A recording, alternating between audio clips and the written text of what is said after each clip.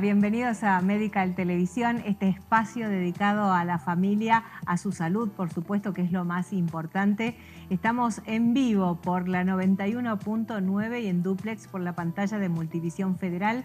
Este programa puede verse también los jueves a las 23, después de Cara a Cara, y estamos llevando adelante temas o desarrollando temas que ustedes nos sugieren permanentemente a través del 11 26 09 0909. Usted sabe que hacemos consultorio virtual y usted puede consultarle al profesional que nos acompaña, porque siempre estamos acompañados por un profesional especialista en el tema que tratamos. Eso nos diferencia como producto televisivo. En las redes sociales va a encontrar mucha fake news, va a encontrar temas, hasta nosotros los periodistas a veces caemos en la trampa de las redes sociales, y es por eso que elegimos la televisión tradicional, los medios tradicionales, para hablar seriamente de estas cosas que son muy importantes, que no podemos permitirnos la fake news. Señor director, este programa es auspiciado por...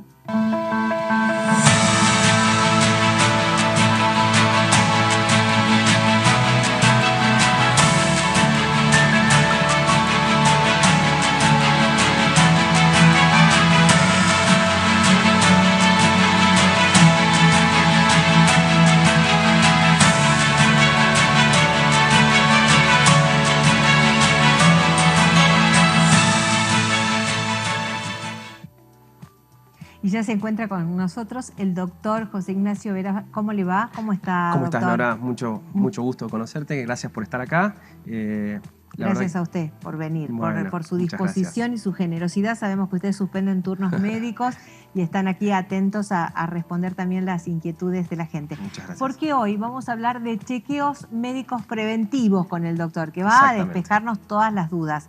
Escuchaba datos estadísticos en el informe que ahora vamos a presentar que son de no creer, porque hay chequeos médicos que pueden evitar, bueno, en el mundo el 80% de las enfermedades graves se pueden prevenir si tuviéramos esa luz. Ese contacto inicial con el sistema de salud sería fundamental, la verdad que sí. Pero además encontrar o esa pesquisa de enfermedades de manera anticipada, a veces enfermedades que no las podemos evitar, pero que sin embargo anticipándonos va a resolver muchísimo, ¿no? Totalmente, dado a la gran cantidad de enfermedades que se presentan en forma asintomática o pausintomática, que en el correr del día a día, en el estrés, en nuestro día a día, la vamos dejando pasar, vamos aminorando esos síntomas, vamos dejando de lado esa molestia, no, ya se va a pasar, y bueno, y por eso es importante tener en cuenta lo que decís. En el segundo bloque va a estar la doctora Falú con nosotros, porque vamos a hacer una segunda parte de este tema, pero en relación a la piel. Ustedes saben que es el órgano más grande que tiene el cuerpo humano. Llega el calor, llega el sol, ¿no? Y entonces, ¿cómo cuidamos ese órgano? También vamos a hacer prevención y usted va a poder hacer consultas e incluso puede mandarnos fotos de cualquier afección que usted tenga para que despejemos algunas dudas. Doctor, si le parece, vamos a presentar el informe. Perfecto, y desarrollamos chequeos médicos preventivos.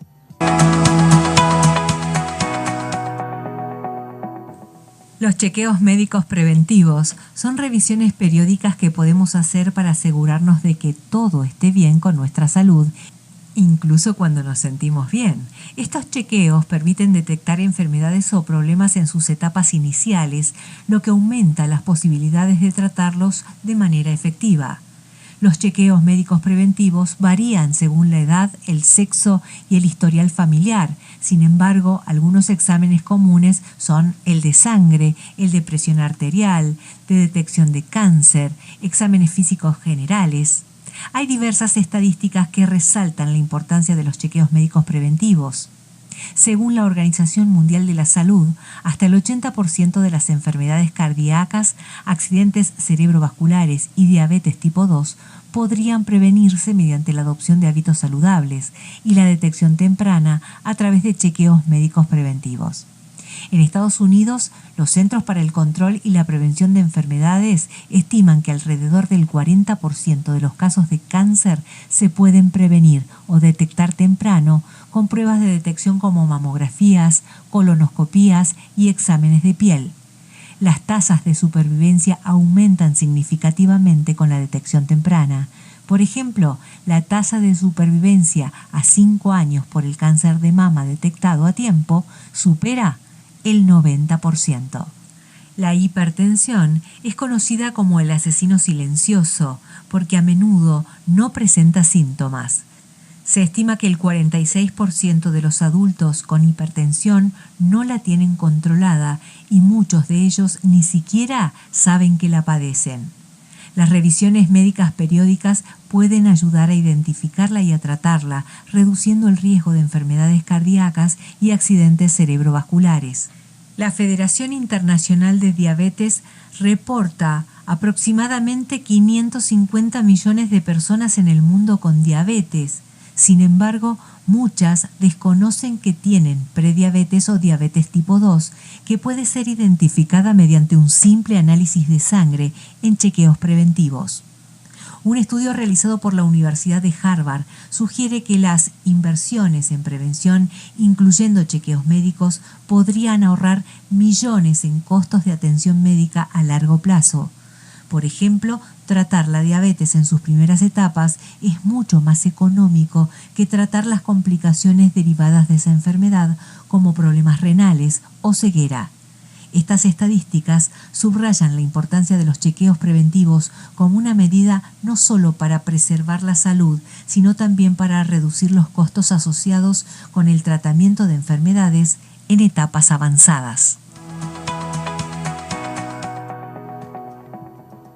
Doctor Vera Fernández, podemos comenzar entonces pensando que cuando nos da pereza tener que pedir los turnos y todo lo que implica hacerse un chequeo, lo que nos puede llegar a costar en términos económicos afrontar una enfermedad, ¿no? Totalmente. De hecho, esto lo que decís es muy importante, ya que varios países, los más desarrollados, sobre todo del norte de Europa, tienen como política de Estado la prevención, el chequeo preventivo. Japón es otro país que tiene implementado como política de Estado hacerse chequeos, obligar a la población a hacerse chequeos, obviamente con un nivel de alcance a la sociedad a través de los sistemas públicos mayor que lamentablemente encontramos en nuestro país, pero es imprescindible tomarse ese tiempito para tener el contacto con el sistema de salud, con el médico, con el simple saludo, el simple extenderle la mano al paciente, palparle el pulso. Podemos identificar una arritmia, que es una arritmia más prevalente, que se llama fibrilación auricular, no vamos a entrar en detalles, que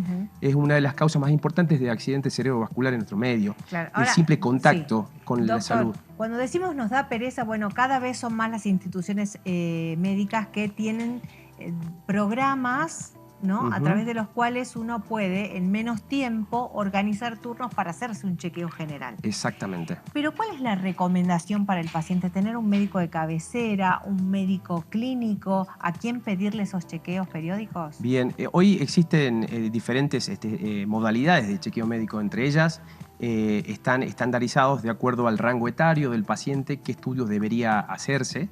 Por ejemplo, no es lo mismo un estudio para una persona de 18 años con aparentemente estado de buena salud que una persona de mayor a 50 años. Por el screening de cada patología debe ser dirigido, lo mismo entre sexo, obviamente masculino o femenino, en lo que es el aparato ginecológico en la mujer, claro. Pero no es necesario en muchos centros tener una consulta inicial para poder iniciar un chequeo médico.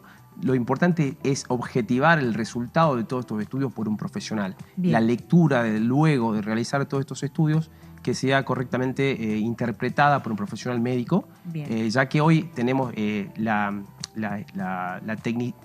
tecnicidad en la medicina. Sí. Tenemos muchos técnicos profesionales y muy formados abocados a la adquisición de cada estudio, ¿sí? En imágenes. Bien. Doctor, ¿podemos decir entonces que los 50 es un antes y un después? Podemos estratificar los 50 años como detección de patologías, sobre todo más de índole oncológica, y donde mayor incrementa exponencialmente el riesgo cardiovascular. Esto ¿sí? Eso sería... se debe a que naturalmente el cuerpo, como cualquier cosa, como un aparato, naturalmente con el uso se va desgastando el Totalmente, cuerpo. Con el uso somos individuos hechos de nuestros hábitos. Sí. Y lamentablemente estamos inmersos en eso. Tenemos en cuenta que hemos salido de una pandemia donde estos controles de salud fueron minimizados a lo máximo que era la salud, lo crítico, y también ha generado un rechazo del paciente hacia ir al centro, a concurrir. Una complicación. Es una lesión emocional que nos dejó una secuela emocional de la pandemia, y es importante tener en cuenta esto de afianzar esto nuevo, porque hay un repique del tabaquismo, de la obesidad, de la diabetes, como decía tu informe. La obesidad es importantísimo lo que ha llegado a generar. Hay datos estadísticos hechos por autorreportes que hablan de que el 60% de la población en Argentina tendría sobrepeso y un 25% obesidad en diferentes grados. Sí. Esto es de autorreportes, no es hecho por estudios medidos por índice de masa corporal, etcétera, etcétera, lo cual es muy alarmante, porque ya hablamos de autorreportes, ¿no? Es increíble la cifra que estamos manejando. Bien, doctor, vamos a empezar punto por punto. ¿Qué nos van a decir o qué nos van a anticipar los análisis de sangre, por ejemplo? En un análisis de sangre podemos determinar el valor, obviamente, de la leucemia, que es una principal, digamos, a tamizar en este caso, que es lo que nos va a determinar si estamos o no en presencia de diabetes ante el paciente. Con una glucemia alterada, en ayuna, mayor a 200, o en 2 oportunidades podemos definir la diabetes del paciente. Las dislipidemias, que es otra causa también muy frecuente, que antiguamente era una de las causas de corta longevidad en los pacientes en la antigüedad. Hoy, con el advenimiento de la detección del colesterol, podemos determinar, sobre todo, la fracción LDL, que es la que provoca la famosa arteriosclerosis. Ese es el colesterol malo. El colesterol malo, exactamente. Bien. El malo de todos, que va a generar que muy paulatinamente y lentamente a lo largo de la vida va a producir la famosa arteriosclerosis, que es la obstrucción de las arterias de todo el cuerpo, no solamente del corazón, del cerebro, sino de todo el cuerpo. Si ese colesterol malo, el LDL, me da alta el valor, ¿se puede hacer algo para...? Inmediatamente podemos iniciar a estratificar con los estudios de riesgo. ¿Qué quiere decir estratificar? Es ver en qué grado o qué grado de lesión ya ha causado ese colesterol, porque a veces, lamentablemente, el contacto con el paciente lo tenemos luego de bastante tiempo, de no acudir a un centro, y bueno, lamentablemente el daño lo encontramos, pero importante es esto igual de todas formas para llegar a prevenir alguna enfermedad. Estratificamos mediante estudios de imágenes para ver si hay placas de colesterol en las arterias, en el corazón. Hay diversos estudios. Una vez que se analizan los análisis, y una vez que uno entiende ya el valor, que no hay un riesgo elevado, puede decidir, de acuerdo al valor, en bajarlo completamente o optimizar medidas de hábitos, actividad física, sobre todo en la calidad de alimentos que consume el paciente, hacer énfasis en el estilo de vida, más que nada, y en algunos casos, lamentablemente, nos acudimos al uso farmacológico. ¿Un chequeo médico preventivo va a incluir también análisis de orina? Análisis de orina también, es importante la función. ¿Y qué nos va a decir? La función de nuestro riñón es imprescindible. Todo lo que prácticamente consumimos va a ser excretado por nuestro riñón. El riñón debe ser monitoreada su función mediante también la presencia de azúcar. Si estamos orinando residuos de azúcar, que eso hablaría también de un incremento muy elevado en sangre, también sería un complemento al análisis para la pesquisa de diabetes. Si hay pérdida de proteínas también por alguna enfermedad que genere pérdida de proteínas a través de la orina, y obviamente el filtrado, como es el filtrado del riñón, ¿sí? La pérdida también de electrolitos, que eso en el verano es muy frecuente, que uno lo ve, tiene una deficiencia ya de magnesio o de potasio, y en un día de calor importante tenemos algún episodio de síncope, de desmayo, y vamos al laboratorio y acudimos que hay una función renal que no está adecuada y está perdiendo potasio en orina el paciente, por ejemplo. Algo que siempre hacen los profesionales médicos cuando entramos en el consultorio es tomarnos la presión arterial. Exactamente. ¿Qué es lo que nos dice esa información concretamente? La presión arterial es un valor que debemos obtenerlo en la práctica médica a diario. Sí. Hay que enfatizar eso, porque se ha dejado mucho de la práctica, no lo digo yo, lo dicen los registros médicos, que la práctica de la toma de presión ha caído.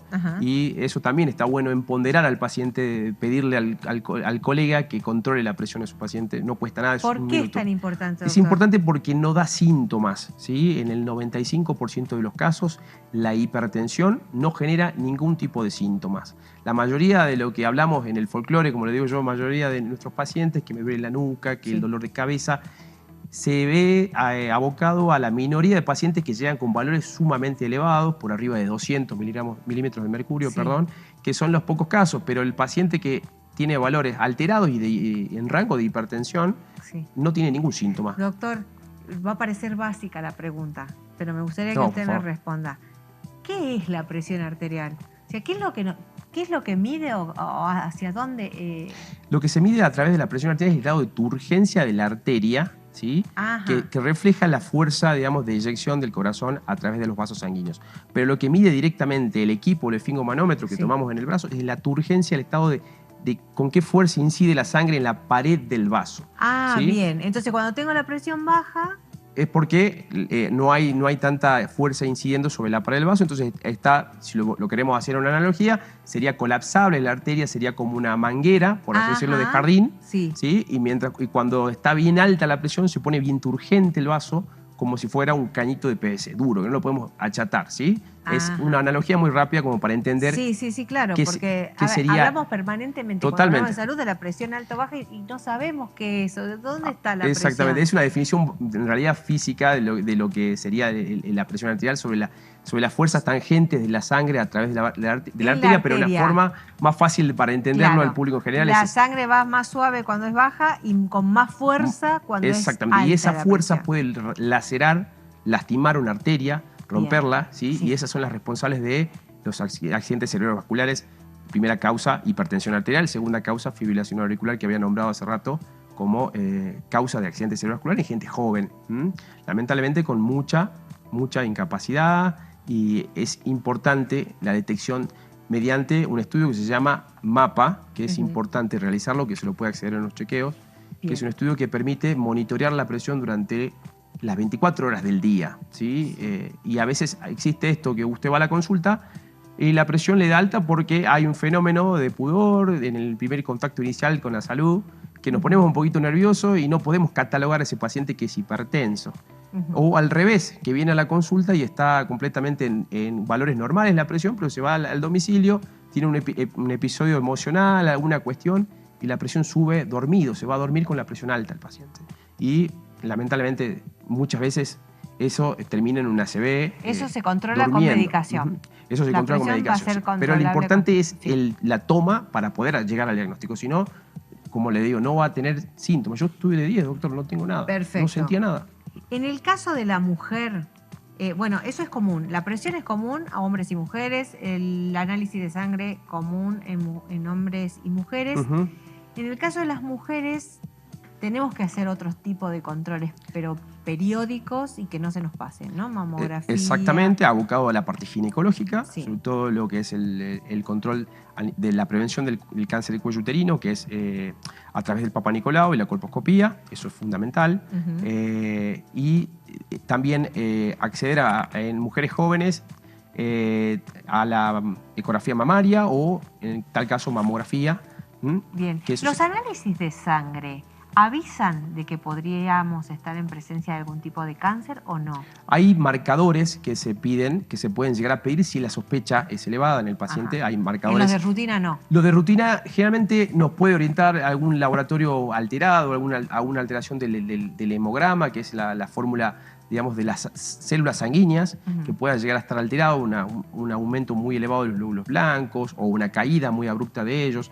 Nos hace pensar en alguna causa de etiología, digamos, de origen oncológico, que nos puede hacer llevar a un estudio de mayor complejidad de laboratorio. Así como tenemos lo de menor complejidad en la práctica diaria, que como en cardiología, en mi caso, un electro, tenemos estudios también de laboratorios de baja complejidad y de muy alta complejidad, que serían ya productos de un primer contacto inicial con el profesional. Los equivalentes a los estudios que se hace una mujer de rutina, como mamografía, el Papa Nicolau y demás, el hombre también tiene estudios específicos, ¿no? De próstata. El screening de cáncer de próstata, eso es algo a partir, no solamente del cáncer de próstata, que es lo que queremos prevenir, que es la neoplasia más frecuente en los hombres, sino también el agrandamiento prostático benigno que ocurre con el paso del tiempo, que dificulta muchísimo la calidad de vida de un hombre mayor, y que por ahí es muy reticente por el folclore que hay en cuanto al control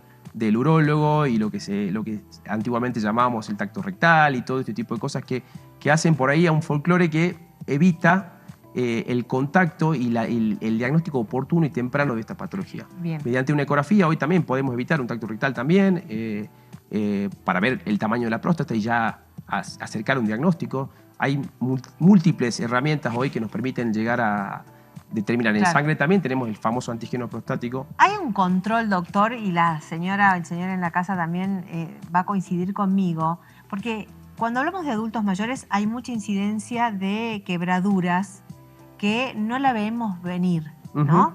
El adulto mayor se cae, o el adulto, no voy a ir adulto mayor porque voy a hablar por mí también. Nos caemos y nos dañamos los huesos, ¿no? Porque no prestamos atención a hacernos chequeos preventivos en torno a saber si estamos ante una osteopenia, ante una osteoporosis. Y los cambios hormonales nos conducen directamente al impacto en los huesos, Totalmente. ¿no? La sarcopenia y la osteopenia es un proceso que ineludiblemente lo vamos a pasar todos en algún momento, y antes que nada es reforzar ese episodio, llegar mediante la actividad física, la única forma, independientemente del aporte de calcio que siempre le decimos al paciente: consuma más calcio, es que ese calcio tiene que ser compactado en el hueso. Y la única forma de compactarlo en el hueso es mediante el rebote de nuestro cuerpo, mediante la actividad física. Por lo tanto, es fundamental los ejercicios de fuerza, los ejercicios de caminata, los 3.000 pasos que recomienda la Organización Mundial de la Salud, etcétera, para evitar también que ese proceso de sarcopenia y osteopenia, y que lleva a la osteoporosis, que es el grado más ya severo de esto, que ante una caída de propia altura suframos una fractura, digamos, que nos lleve a una inmovilización prolongada, y eso a otras patologías que se llevan a la inmovilización prolongada, y es una bola de nieve que va creciendo lamentablemente, y empieza todo por ahí, ¿no? Por una caída, una torcedura. Bien. Estoy dejando para el final el tema de lo cardiológico, porque sabemos que es su especialidad, doctor, y ahí se va a explayar muchísimo. Pero quiero decirles a los que nos hacen llegar muchos mensajes, claro, tenemos muchos reclamos del sistema de salud. Gente que acostumbra, como corresponde, hacerse los chequeos preventivos, pero ante un valor que no está bien, después el hospital tarda mucho tiempo en dar los turnos. Nosotros no hacemos política de salud aquí en este programa, sino es más médico-científico. Entiendo sus reclamos e incluso los vamos procesando para otros productos informativos que tenemos dentro de la empresa. Pero hablando específicamente, ahora vamos a responder las preguntas de médicas que tengo por parte de ustedes. ¿Se entiende, no, doctor? Sí, el sistema de salud, por ahí, nosotros vamos un paso adelante y le vamos a recomendar a la gente que tiene que hacerse los controles periódicos y demás, y el sistema público está un pasito atrás, ¿no? Exactamente. Lamentablemente tenemos un sistema público que está saturado, porque es así la realidad de nuestro país. Nuestro sistema está dividido, no tenemos privado, público, pero el sistema público, la verdad, que acudir a una consulta, la demanda es altísima y lleva a los turnos a prolongarlo, lamentablemente. Bien. Doctor, podemos evitar muchísimo controlándonos el corazón. Cuando hacemos un chequeo médico preventivo, ¿qué estudios del corazón hacemos? Bueno, inicialmente, como le había dicho, desde la toma de pulso hasta un estudio de máxima complejidad, del cual yo soy pionero acá, es la resonancia cardíaca, que es un estudio de imagen. ¿Qué es la resonancia cardíaca? Es un estudio que utilizamos los cardiólogos para ver, digamos, detalles del corazón a través de una lupa, por así decirlo. ¿Es como un resonador magnético? Es el resonador, es un estudio que se hace en un resonador magnético, pero abocado al corazón, que no es nada fácil hacer una resonancia cardíaca porque el corazón es un órgano en movimiento, y la resonancia justamente necesita que el paciente esté quieto. Así, ¡Qué buen dato! El advenimiento de las técnicas de imágenes han ido logrando esto, que podamos alcanzar a ver imágenes de estudios de patología y diagnóstico que hasta podría decirle que nos dividen entre si un paciente va a un trasplante o no, por ejemplo, ¿sí? A ese grado de especificidad, dado o a haber una secuela de un infarto. Esto que nosotros impresionante, la verdad, alguna vez hicimos acá, muerte súbita y demás, podemos ir previendo. Exactamente, ya lo decía Favaloro en su momento, que las técnicas de imágenes en el área cardiovascular no iban a permitir viajar en el tiempo. Hoy podríamos decir que podemos viajar hasta 10 años en el tiempo. O sea, si a una persona le daría un infarto... Yo puedo estar 10 años antes viendo una placa en una arteria del corazón con un estudio mínimamente invasivo que se llama tomografía coronaria, en el cual yo ya veo una arteria enferma, dañada con colesterol, y empiezo hoy, 2024, a tratar esa arteria para que de acá a 10 años, 5 o 10 años, y obviamente afianzando el estilo de vida del paciente y todo, no lleve a la necesidad de un stent, por ejemplo, o peor de los casos, una cirugía de bypass, por ejemplo. Claro. Doctor, se me viene a la cabeza que cada vez que esperamos el síntoma para ir al médico. Así es. Y no hay necesidad. Lamentablemente, las estadísticas no nos mienten, los registros desde el punto de vista hombre, el hombre siempre es el que consulta tarde. Sí. Es llevado generalmente por la señora. Por la señora, lo lleva y el cuadro generalmente es muy avanzado. Por eso es que en los hombres tenemos que tener esa sensación, esa autopercepción de que no nos va a pasar nada, bajar un poquito esa guardia y acercarnos a los controles. Más acá en Salta tenemos mucho los juegos de fútbol de fin de semana, en lo cual vienen corriendo a pedirme la ergometría, y le decimos, pero la ergometría te la voy a hacer, te va a salir mal porque tenés la presión alta, tenés el colesterol elevado, tenés el azúcar al límite. No te puedo dejar que te pase algo, ¿me explico? Claro. Y ese es por ahí el encuentro que tenemos con los varones. Y en el caso de la mujer, tiende a desestimar más el síntoma porque se presenta de forma diferente en la mujer la enfermedad cardiovascular. Tiene otros síntomas. Bien. ¿Quieres que hagamos consultorio virtual? Encantado. Porque tiene usted televidentes del otro lado que están muy atentos y algunos tienen dudas. Vamos a ayudarlos desde acá. Por favor. Señor director, ponemos esta imagen porque hasta se toman la presión y nos mandan ya la foto. Mire, ni tienen que sacar el tensiómetro. Dice que esto le está pasando en estos momentos a nuestra querida, a ver si tengo, Natalia. Dice que hace poco terminó su ciclo de quimioterapia y últimamente tiene baja la presión. Me hace sentir mareada y descompuesta. La pregunta es, ¿está bien esto de presión? Bien, tiene una presión en limítrofe, en el límite inferior, 170 aproximadamente, 98, redondeando 100, que es una presión que puede generar algún síntoma, sobre todo al levantarse rápidamente, ¿sí? Lo que se llama síndrome ortostatismo, cuando uno se levanta muy rápido y la presión no acompaña al esfuerzo de los músculos y puede generar esa sensación de debilidad, de decaimiento. Lo que aconsejaría es que si está todo bien el control con su médico de cabecera, aportar un poquito más de líquido, ¿sí? La hidratación es fundamental. A veces la hidratación levanta un poquito la presión. Siempre levanta la hidratación. Y también alguna colación de sal o azúcar también se puede hacer cuando el síntoma es muy sí. Unos granitos de sal debajo de la lengua van a levantar un poco, puede levantar un poquito con un poquito de agua, eso se hace mucho. Y si es con azúcar, el azúcar vehiculiza el sodio, o sea, se aglutina la molécula de sodio en el azúcar y es más rápido la absorción. Por eso también decimos siempre de azúcar y sal. Pero sería importante, pero descartando que no haya una anemia, no haya algo referido a su patología, lamentablemente, de base. ¿Sí? Bien, acá tengo una pregunta de Marta. Marta, le voy a decir que nosotros tenemos un programa especial hecho sobre muerte súbita. Está en nuestro YouTube, canal de YouTube, @medicaltvsalte, para que usted pueda seguirlo allí.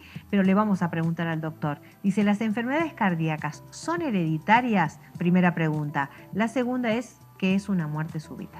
Bueno, tenemos que decir que hay enfermedades cardíacas hereditarias, que lamentablemente las llamamos como cardiopatías congénitas, en la cual heredamos, ya sea por un defecto en nuestro desarrollo dentro de la panza de mamá, cuando estamos desarrollándonos, desarrollamos mal alguna válvula, alguna comunicación anormal, que esas serían las congénitas, y después tenemos las genéticas, ¿sí? Que a través de una línea genética podemos tener la oportunidad de desarrollar esa enfermedad o no, que una de las causas más frecuentes es justamente también de muerte súbita, es la miocardiopatía hipertrófica, que es genética.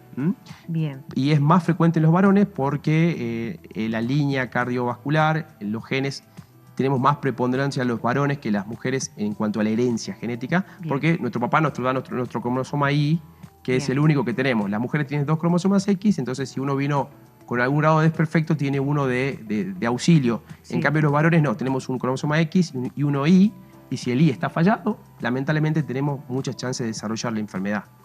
Y la enfermedad esta de miocardiopatía hipertrófica, que es un nombre largo, hace alusión a que hay un engrosamiento desmedido de la pared del músculo, que lo engrosa tanto el músculo cardíaco que no le da espacio para que entre sangre adentro, para bombearse a los tejidos, y eso en condiciones de un ejercicio abrupto, una carga emocional importante, puede desencadenar una arritmia potencialmente fatal que lleva a una muerte súbita. Bien. ¿Sí? Doctor, ¿cuáles son los cuidados, dice Marce, después de que se le puso un stent en 2 arterias? Bien, primeramente los controles tienen que ser periódicos en esta etapa, dado que hay alguna probabilidad de que la medicación interaccione, que la medicación que le prescribió el médico, que el stent dentro de las 48-70 horas pueda llegar a tener algún movimiento, lo que se llama stent trombosis. Por lo tanto, es importante el control y mantener la medicación, sobre todo de la medicación, la antiagregación, que sería la aspirina y el otro antiagregante que el colega haya recetado. Como el más famoso la droga es el clopidogrel. Sí. Hay varios, pero esos son lo más importante que le digo a todos mis pacientes. Se puede olvidar de todo menos de esos 2 fármacos cuando tenemos un stent, porque bien, ese fármaco ayuda a que la sangre se mantenga menos viscosa y no se agregue y provoque una fluidez en toda la arteria. Bueno, acá le pregunta Alberto, duermo sobre mi lado izquierdo y amanezco dolorido del brazo izquierdo, me despierto sobresaltado, tengo gastritis crónica. ¿Tendrá algo que ver? Bien, del punto de vista cardiovascular no, pero dormir del lado izquierdo va a aumentar si tiene una gastritis crónica, un reflujo, va a incrementar. Sí. Porque la posición de cúbito lateral izquierdo, que es cuando nos ponemos del costado izquierdo, promueve el reflujo por la forma de nuestro estómago, ¿sí? Entonces no es aconsejable dormir del lado izquierdo si tiene reflujo o alguna patología gástrica. Respecto a ese dolorcito, generalmente responde a un vicio en la posición de dormir. No ha pasado mucho que a un dolor. El dolor generalmente del brazo izquierdo, que preocupe desde el punto de vista cardiovascular, es un dolor que empiece increciendo, es decir, que empiece de a poco y más una presión que va aumentando y el paciente no lo puede determinar, no lo puede definir con cierta especificidad dónde es puntualmente el dolor. Es más un calambre, una presión. Y ocurre generalmente después de un esfuerzo, después de un disgusto. Bien. Miriam pregunta acá. El Chagas, la presión alta, la insuficiencia venosa y el Chagas se relacionan con el corazón. Exactamente. Tenemos un programa especial de Chagas, también lo pueden encontrar en YouTube, sí, ¿no? Dice, el Chagas y la insuficiencia venosa se relacionan, claro, con el corazón. Exactamente. Todo tiene que ver con todo. Doctor, nos hemos quedado sin tiempo. Bueno, encantado. Nos encantaría que alguna vez pueda venir precisamente para que hablemos de cómo se relacionan, porque estoy viendo acá en las preguntas que hay muchas dudas e inquietudes, la presión, con el colesterol, con los problemas de corazón, que en definitiva termina siendo todo lo mismo. Exactamente. Pero a veces el paciente lo ve como problemas separados. Exactamente. Se llama todo tiene que ver con todo. Famoso síndrome metabólico, que es un charla de lo que es en prevención cardiovascular. Es muy lindo. Lo podemos ver. Le agradecemos un montón. Mucha gente preguntando dónde atiende usted. Yo estoy en el Sanatorio IMAC, en Alfa Güemes 44, es mi consultorio ahí. Bien, muchísimas gracias. Gracias, a usted, doctor. Muchísimas gracias. Tenemos que hacer una pausa, pero no se vaya y mándeme las consultas sobre la piel, porque ya está con nosotros la doctora que va a despejar todas las dudas. Cómo prevenimos, cómo cuidamos ese órgano, que es el más grande del ser humano. Ya volvemos.